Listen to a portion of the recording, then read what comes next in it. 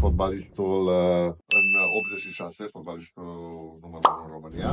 Mulțumesc frumos că ne-ați primit în casa care poartă atât de multe istorie. Prezentați-ne un pic din evenimentele extraordinare care s-au întâmplat începând, nu știu, probabil cu anul 86, care v-au impactat cel mai mult. Prezentați-ne un pic că aveți aici un palmarez întreg. Da, sigur. O să vă prezint pe scurt, că sunt multe. E perfect. Deci, una din cele mai valoroase obiecte de aici este aceasta, de la Gazeta Sporturilor. Wow. Am fost fotbalistul în 86, fotbalistul numărul 1 în România.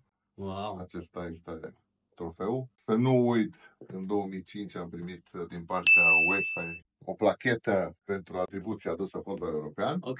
Să nu uităm Cupa Campionilor, care e o replică, mi-am comandat-o eu din Anglia. Mai departe sunt replica mănușilor de la Sevilla, cu care am apărat eu, deoarece am și eu un brand